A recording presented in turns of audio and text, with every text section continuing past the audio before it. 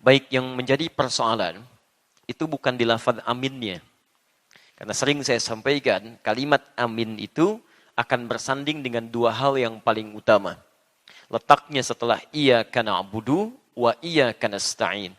Jadi ketika Anda ingin memohonkan sesuatu wa iyyaka nasta'in, ya Allah kami mohon ya Allah, bantu saya. Mohon ampuni, mohon kabulkan, mohon berikan. Nah, letak pengabulan itu, pemberian Allah, itu akan bersanding dengan kalimat sebelumnya. Iyyaka na'budu. Sejauh mana ukuran ketaatan ibadah kita, itu bisa maksimal di hadapan Allah Subhanahu wa ta'ala.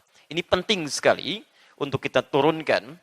Karena itu kalau kita lihat kemudian rumusnya, misal, di dalam Al-Quran, yang juga dipraktikkan nanti oleh para, bukan hanya sahabat, bukan hanya Nabi Muhammad SAW, tapi juga oleh para nabi-nabi sebelumnya.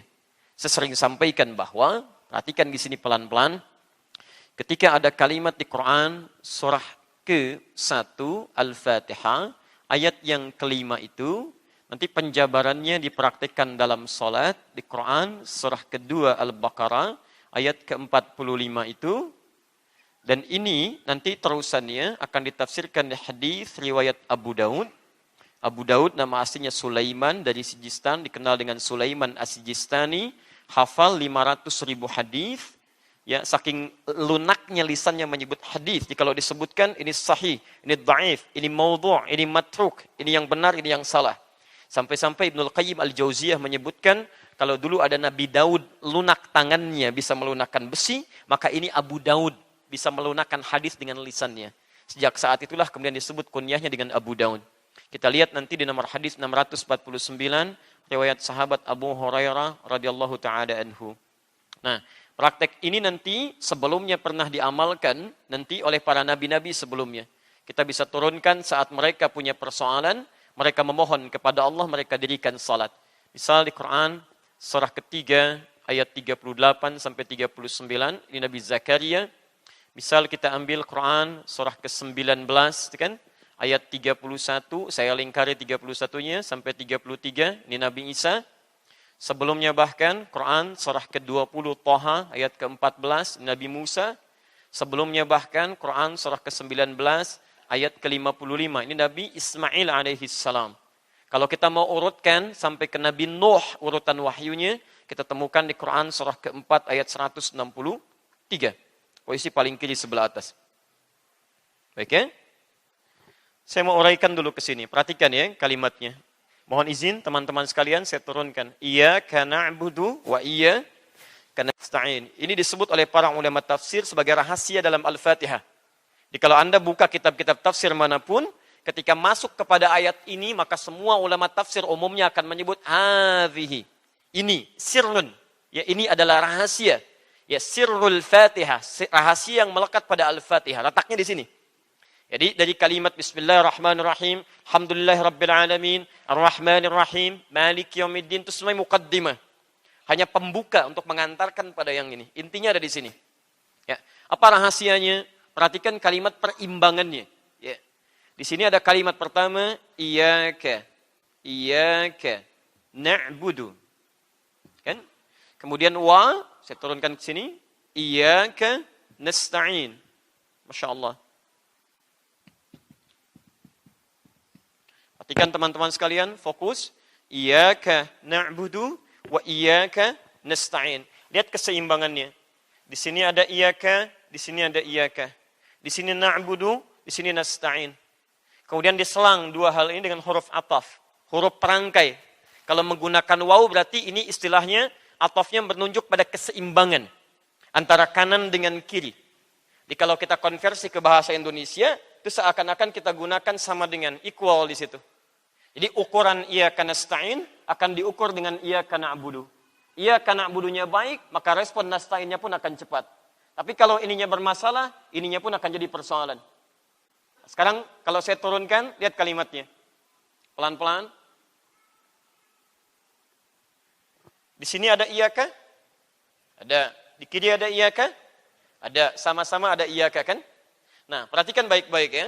Iyyaka dalam bahasa Arab itu disebut dengan harful ikhtisas. Kalau dia didahulukan pada kalimat, letaknya di awal, itu menunjuk pada takhsis. Satu hal yang hanya dikhususkan. Saya ulang, satu hal yang hanya dikhususkan pada objek tertentu, bukan pada yang lainnya. Jadi hanya ini saja. Makanya kita artikan hanya kepadamu, hanya berarti yang lain tidak ada. Paham sampai sini? Kalau saya akhirkan ke sini, na'budu iyyaka, itu maknanya berubah. Kita menyembah yang ini, tapi ada peluang membuka menyembah pada yang lain. Tapi kalau Anda dahulukan ke sini, iyyaka na'budu, maka ini dalam bahasa Arab disebut dengan ikhtisas, makna paling singkatnya ada komitmen hanya untuk menjadikan ibadah pada Allah saja, bukan pada yang lain. Paham sampai sini? Baik. Satu, lihat sini ya.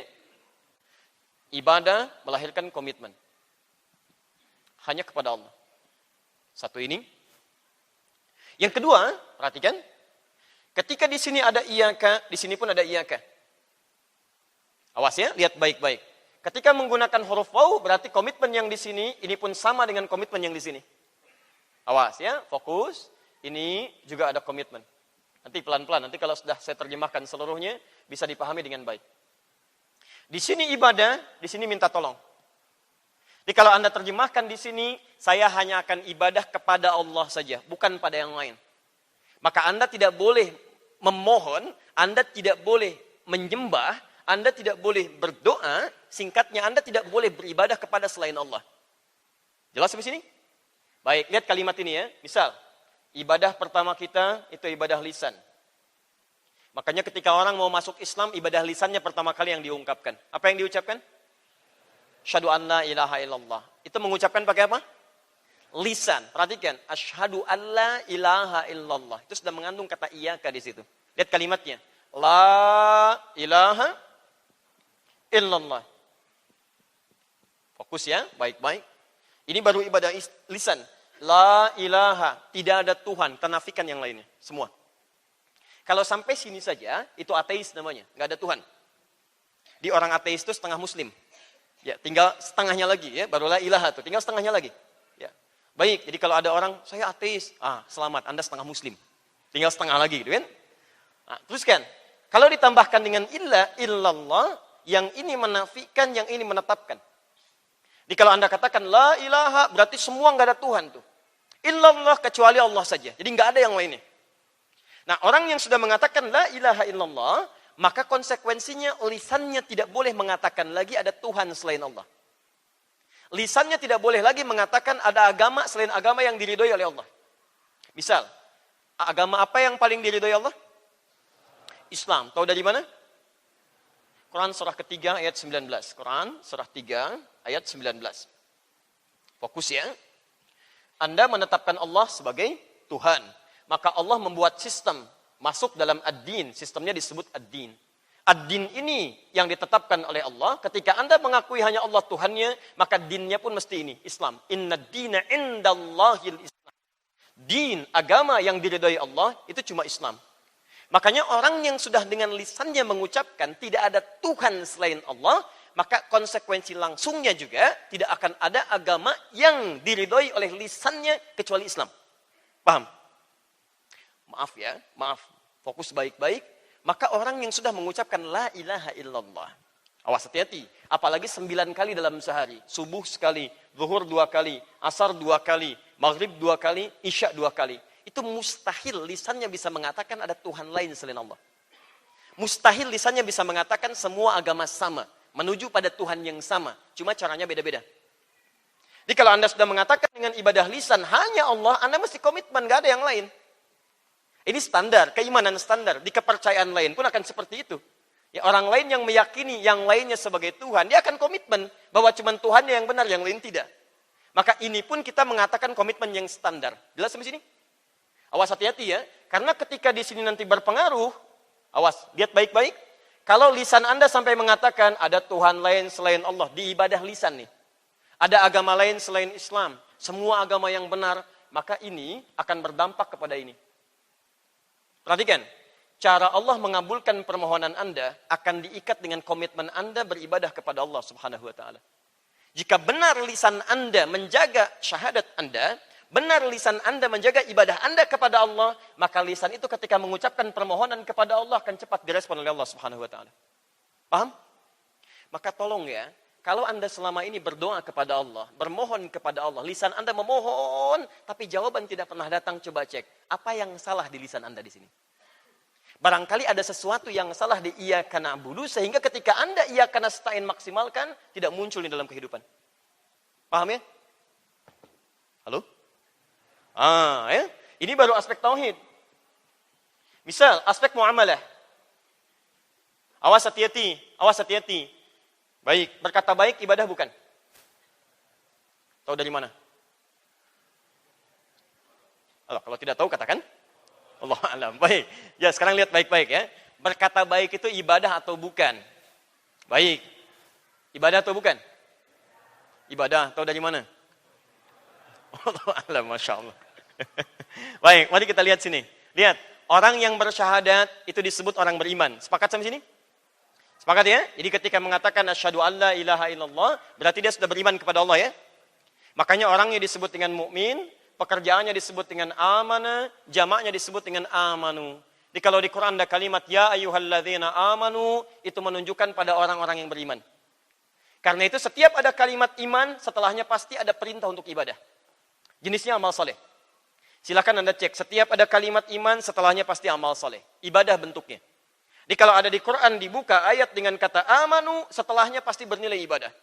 Lihat, walas, Quran surah 103. Innal insana lafi khusr illa alladzina amanu wa amilus solihat. Setelah amanu, amilus solihat. Amilus solihat itu ibadah. Rincian amal soleh ini nanti dirinci dalam bentuk amalan-amalan ibadah. Contoh, kalimat iman pertama Al-Baqarah ayat ketiga.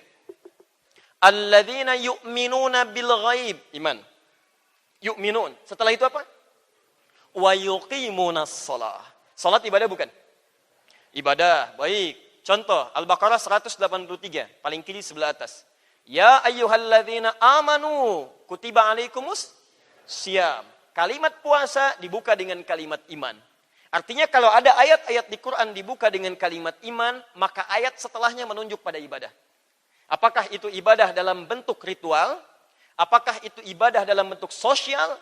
Apakah itu ibadah dalam bentuk tauhid? Atau apakah itu ibadah dalam bentuk muamalah? Sekarang perhatikan. Lisan kita ketika disebut oleh Quran itu tidak akan jauh dari fungsi ibadah. Quran surah ke-49 ayat ke-11. Perhatikan kalimatnya. Lisan. Ya ayyuhalladzina amanu la yaskhar qaum min qaum. Hei orang-orang yang telah menyatakan dirinya beriman kepada Allah, jangan saling cela. Ada ayatnya? Ya ayyuhalladzina amanu, hei orang-orang telah menyatakan dirinya beriman pada Allah. Iman. Lihat, tauhid Anda disentuh, setelah itu muncul ibadah pada lisan. La yaskhar qaum min qaum, jangan saling cela. Ayat sebelumnya yang keenamnya, ya ayyuhalladzina amanu in ja'akum fasiqun binaba'in fatabayyanu. Hei orang-orang telah beriman, jika datang berita yang tidak benar dari orang yang tidak baik, kredibilitasnya cek dulu. Pastikan benarnya, jangan sebarkan hoax. Itu ayat tentang penyebaran hoax. Coba lihat, mohon izin ya. Jadi ketika Anda menghindari hoax, itu ibadah. Ketika Anda meninggalkan celah, itu ibadah. Ketika Anda berkata yang baik-baik, itu ibadah. Sekarang perhatikan, lisan orang yang selalu digunakan untuk ibadah, konsekuensinya ketika lisan yang digunakan untuk memohon kepada Allah, maka akan cepat Allah mengabulkan permohonannya. Tapi Masya Allah, lihat sini. Lisan Anda ketika digunakan pada hal yang tidak Allah sukai. Allah kan sukanya ibadah. Anda yakin dengan Allah, kata Allah kerjakan ibadah. Ini bentuknya seperti ini. Awas, ada ibadah lisan. Tiba-tiba Anda mengerjakan apa yang tidak disukai Allah. Saya mengerjakan sesuatu yang tidak Anda suka. Tiba-tiba saya datang kepada Anda untuk meminta sesuatu. Anda berikan tidak pada saya? Ya, kata Anda, tolong ya, Sadadi, jangan mencela, jangan menghina, jangan macam-macam. Terus saya kerjakan semua itu. Saya cela orang, saya hina orang, saya katakan yang buruk-buruk. Tiba-tiba saya datang kepada Anda minta sesuatu. Dikabulkan tidak? Anda setiap hari berapa kali menggunakan lisan dalam hal yang tidak baik? Pernah mencela orang lain, pernah menghardik orang lain, pernah macam, pernah A, pernah B, pernah C. Tiba-tiba dengan senyaman hati Anda ingin memohon kepada Allah. Ya Allah tolong kabulkan, Ya Allah tolong mudahkan, Ya Allah tolong cepatkan, Ya Allah tolong. Kalau satu kali Anda memohon kepada Allah, ternyata maaf permohonan Anda tertunda, coba cek. Ada nggak yang salah dalam kana budunya? Ini poinnya. Jelas. Dan puncaknya sholat. Ini puncaknya. Ya, hati-hati. Karena dalam sholat itu, teman-teman sekalian, semua dari ujung kepala sampai ujung kaki dipakai ibadah kepada Allah Subhanahu wa Ta'ala. Lisan kita bicara, kepala kita menunduk, tangan kita digerakkan, kaki digerakkan dari ujung kepala sampai ujung kaki. Makanya ketika ada seseorang dalam sholat yang membaca kalimat ini, itu langsung turun hadis qudsi seketika. Kalau benar sholat Anda, itu dahsyat jawabannya. Abu Daud, nomor hadis 649. Alhamdulillah. Lihat jawabannya. Perhatikan. Idza qala al-abdu. Kalau seorang hamba memohon dalam sholatnya, iyyaka na'budu wa iyyaka nasta'in. Dia berkata, ya Allah, sekarang hamba sholat hanya kepadamu saja. Wa iyyaka nasta'in, dan sekarang hamba punya persoalan. Hamba mohon solusi hanya padamu saja. Lihat jawaban hadis qudsinya. Qala Allah azza wa jalla. Allah menjawab doanya. Hadza baini wa baina 'abdi. Ini perjanjian antara aku dengan hambaku. Perjanjian. Wali 'abdi ma sa'al. Kalau hambaku benar sholatnya sampai sekarang ini, masalah. Apapun yang dia minta sekarang, aku akan kabulkan. Apapun yang dia minta, aku akan kabulkan. Karena itu orang-orang dulu termasuk para nabi, ketika mereka punya kebutuhan tertentu, ketika mereka punya hajat tertentu, punya persoalan tertentu, kebanyakan mereka memohon dalam sholat. Sholat itu bukan ibadah yang hanya disyariatkan pada Nabi Muhammad SAW dan umatnya, tapi umat dulu pun sudah mengerjakannya. Tapi dengan cara yang berbeda. Ya, kita lebih sempurna. Saya beri contoh misal. Antum kenal Nabi Zakaria? Masya Allah. Habis Idul Adha, kenal Nabi Zakaria. Luar biasa. Tapi bagus lah. Daripada di Lampung, Ustaz kenal Fir'aun. Luar biasa. Dia agak lebih bagus. Nabi Zakaria punya masalah. Sudah puluhan tahun, rambut memutih, fisiknya sudah mulai letih, ya belum ada keturunan. Dilukiskan kemudian di Quran surah ke-19 ayat 2 sampai ayat ke-11-nya. Bagaimana beliau tidak putus asa memohon kepada Allah. Tapi tahukah Anda apa yang terjadi? Dikabulkan ketika beliau sedang menunaikan sholat. Quran surah ketiga ayat 38 sampai 39. Lihat ayat 39-nya. Fanadatul malaikatu wa huwa qa'imun yusalli fil mihrab. Maka dipanggil oleh malaikat, diberikan kabar. Allah memberi kabar gembira akan punya anak laki-laki. Annallaha yubashshiruka bi Yahya. Namanya Yahya. Kapan terjadi? Ketika berdiri dalam sholatnya. Nabi Musa ketika punya masalah diminta salat oleh Allah. Quran surah ke-20 ayat ke-14. Innani anallahu la ilaha illa ana fa'budni. Musa, saya Allah. Enggak ada Tuhan yang layak disembah kecuali saya. Sembah saya. Bagaimana menyembahnya? Wa aqimis sholata lidzikri. Tunaikan salat dengan benar sebagai zikir kepada saya. Allah perintahkan Nabi Musa salat. Nabi Ismail alaihi salam. Quran surah 19 ayat ke-55. Saya tuliskan, perhatikan teman-teman. Bahkan meminta keluarganya sholat. Lihat, wa kana ya'muru ahlahu bis shalah. Beliau meminta kepada keluarganya tunaikan sholat dengan benar. Anda bisa bayangkan, Nabi Ismail sangat dekat dengan Allah. Disayang oleh Allah. Dari rahim beliau kemudian dari istrinya mengalir keturunan-keturunan sampai muncul Nabi Muhammad SAW. Diperintahkan untuk sholat. Minta pada keluarganya sholat. Nabi Isa sholat. Quran surah ke-19 ayat 31. Beliau sholat. Semua sholat. Dan Anda bisa bayangkan, Nabi sholat, Rasul sholat, sahabat sholat, tabi'in sholat, ulama sholat. Anda Rasul bukan, Nabi bukan, ulama bukan, sahabat bukan, tabi'in bukan. Anda nggak mau sholat. Ya, ada sesuatu yang kita harus perbaiki. Jelas ya? Tapi pertanyaannya, maaf ya, kalau ada orang tiap hari sholat, bahkan 17 rakaat, 17 kali mengucapkan kalimat ini, tidak terkabul-kabul, apa yang salah? Dulu orang sekali sholat, selesai masalah. Antum sehari 17 kali minta ini. Iyyaka na'budu wa iyyaka nasta'in diucapkan berapa kali dalam sehari? Halo? Enggak usah banyak hitung, pasti 17. Karena sholat kita 17 rakaat. Setiap rakaat pasti baca ini. Kalau antum baca 16 kali, berarti ada yang kelewat kurang 1 rakaat. Kurang 1 rakaat ya, hati-hati. Kalau 18 kali antum terlampau soleh. Ada yang kelebihan, pasti sholat subuhnya 3 rakaat, kan? 17 kali. Jadi kalau ada sesuatu yang belum terkabul, coba cek barangkali ada yang tidak tepat dalam sholatnya. Minimal coba lihat sindiran Allah di Quran surah kedua Al-Baqarah ayat 186. Paling kiri sebelah bawah. Ini nyindirnya halus sekali. Tapi tajam. Wa idza sa'alaka 'ibadi 'anni fa inni qarib. Maaf. Hai Muhammad, jika hambaku datang kepadamu mencari-cari aku, bertanya tentang aku. Mohon izin ya, kalau ada hamba mencari-cari Allah, biasanya motifnya apa? Itu biasanya dua tuh ya. Dua tuh ya. Mohon maaf, biasanya cuma dua motif orang mendekat kepada Allah. Satu, kebanyakan lagi butuh. Punya masalah. Ya, gajian lancar belum ingat, begitu 3 bulan belum keluar, ya Allah, mulai rajin ke masjid itu kan. Baik, uang belanja lancar biasa, begitu terhambat 5 bulan baru, ya Allah, saya sudah tahajud, ya Allah, sudah puasa, kenapa belum dikabul juga? Oh, tahajud baru 1 rakaat, ya, baik, puasa setengah hari sudah buka, ya, jadi masalah. Baik, yang kedua, iman sedang menguat, jadi biasanya. Ini cuma 2 ini. Jadi kalau antum sedang rajin-rajin ke masjid, sedang ibadah, coba lihat di antara 2 ini. Kalau tidak imannya sedang kuat, berarti sedang punya kebutuhan. Oke? Nah, sekarang perhatikan.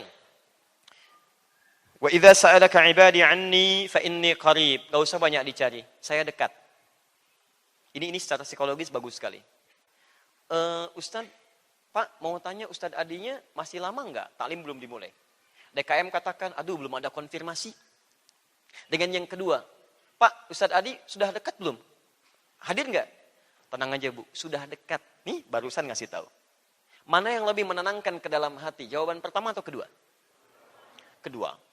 Perhatikan, ketika ada yang bertanya pada Nabi, saya butuh sesuatu pada Allah. Kata Nabi, kamu nggak usah cari. Kata Allah, katakan, Allah dekat. Seketika memberikan harapan. Tapi yang paling hebat, lihat ujungnya. Allah Maha tahu ketika seseorang ingin mendekat kepada Allah, apa yang diinginkan? Setelah itu tiba-tiba ada statement tentang pengabulan doa. Ujibu da'watad da'i idza da'ani. Perhatikan, ini agak menarik ayatnya. Ada orang kemudian ingin mendekat kepada Allah, jawaban Allah, saya dekat, saya akan jawab apa yang ia mohonkan kepadaku. Langsung. Tuntas. Kalimatnya menggunakan ujib. Fokus ya. Saya agak pelankan di sini. Ujib. Ujibu da'watad da'i idza da'ani. Lihat sini.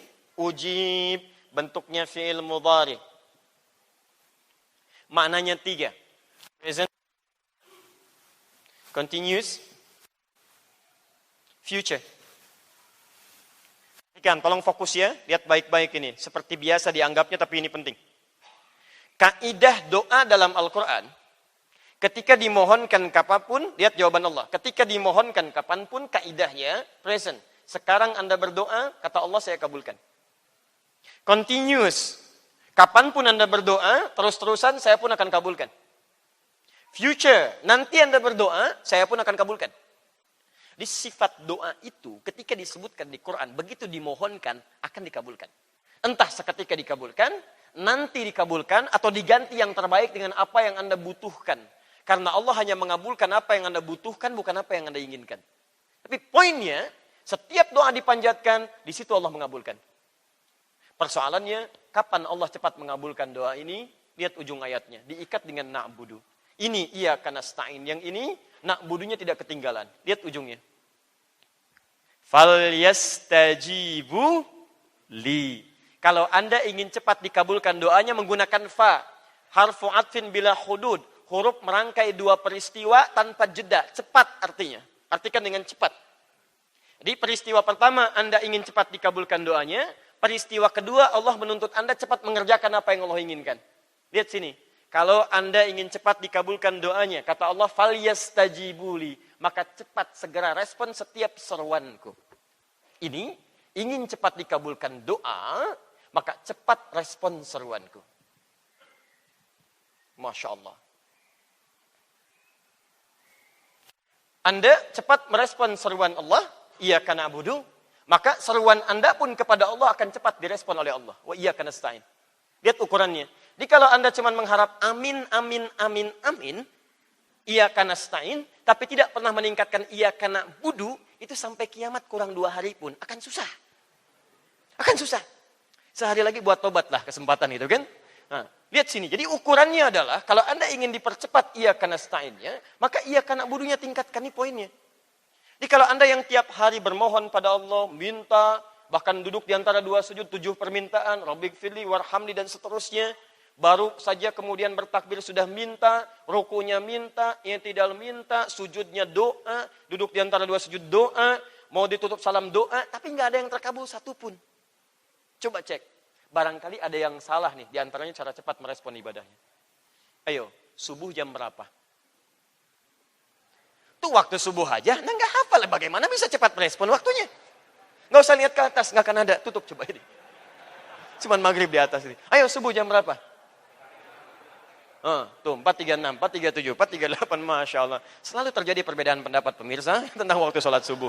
Karena jamnya belinya di tempat berbeda, settingannya lain-lain. Ya? Baik, 430. Oh, tuh udah turun lagi. Tadi 436, ini 437, 438, 433. Maunya apa sebetulnya? Yang penting sehat lah antum lah. 436 lah kita ambil ini. Perhatikan, 436. Apa kaidah Qurannya? Turunkan. Quran surah ke 2 ayat 238. Paling kiri sebelah atas. Quran surah kedua ayat 238. Kita praktekkan ini. Ya. Awas, hati-hati. Hafidhu 'alas salawati was salatil wusta wa qumu lillahi qanitin. Jagalah oleh Anda waktu-waktu salat, jaga. Waktu salat subuh 436. Nih lihat kaidahnya. Anda yang ingin cepat dikabulkan doa, hei Anda yang ingin dimudahkan oleh Allah, ingin cepat direspon Allah. Lihat kaidah pertama. Ketika Allah menyeru Anda, respon cepat. Kaidah Qur'annya dipertegas di Quran surah kedua ayat 238. Jaga waktu-waktu sholat. Kalau saya punya sesuatu, saya beri batas begini, ini batas yang harus dijaga. Boleh nggak orang lain lewat ke sini? Tidak, maka saya mesti tahan jangan sampai lewat. Ini Allah membuat batas sholat subuh. Sekarang misal 4.36. Dan diminta dijaga. Lihat, minta dijaga. Semakin cepat Anda merespon ini, semakin cepat peluang dikabulkan doa Anda cepat. Baik, sekarang kaidahnya, kalau saya tunaikan lewat dari sini, kaidahnya, masuk ke dalam respon cepat? Tidak. Artinya, ketika Anda diminta 4.36 menunaikan sholat, seketika itu juga Anda sudah siap untuk menunaikan sholat. Jadi kalau Anda misalnya dipanggil 4.36, bukan jam 4.36 baru bangun. 4.36 itu sudah siap menunaikan sholat. Dibangunnya sebelum 4.36.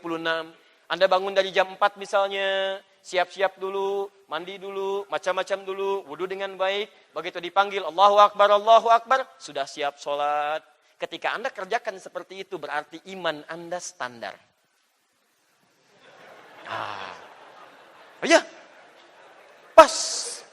pas dipanggil Anda datang. Gitu, nggak pakai pas dipanggil datang.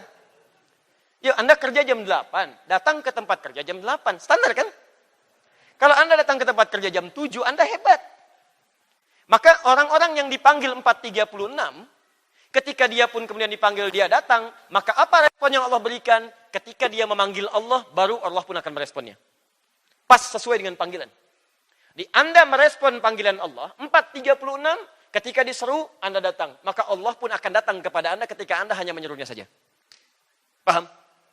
Ya Allah minta ini, ya Allah. Benar permohonan Anda, dikabulkan seketika. Tapi ketika Anda tidak memanggilnya, tidak ada perhatian dari Allah kepada Anda. Paham? Baik, ada orang yang Masya Allah. 4.36 dipanggil, jam 3 sudah bangun dia. Mandi.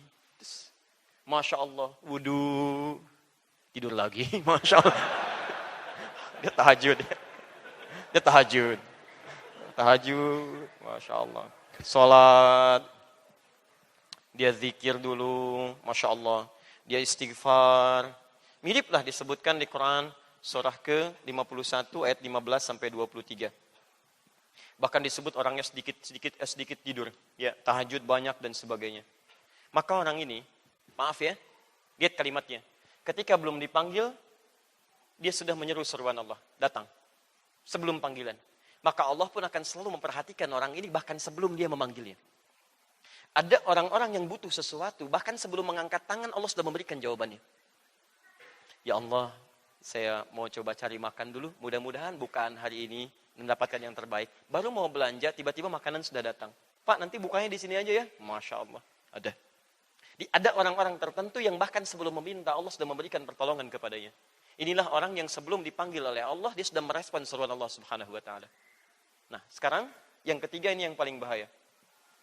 Dipanggil 4.36, baru bangun 6.34. Ini pun belum ingat. Belum ingat. Ya, sudah lewat subuh, sudah mau masuk duha dan sebagainya. Yang paling hebat ketika punya masalah, nuntutnya luar biasa. Ya Allah, kenapa engkau belum kabulkan juga? Katanya engkau Tuhan, katanya begini dan sebagainya. Katanya. Maka, saya mau evaluasi, ya. Kalau kita sering memohon kepada Allah, tapi mohon maaf, ada seringkali dari sebagian yang kita mohonkan belum terkabulkan, coba cek. Mungkin belum berimbang dengan respon kita kepada ibadah. Paham sampai sini? Subhanakallahumma bihamdika asyhadu an la ilaha illa anta astaghfiruka wa atubu ilaik. Assalamualaikum warahmatullahi wabarakatuh.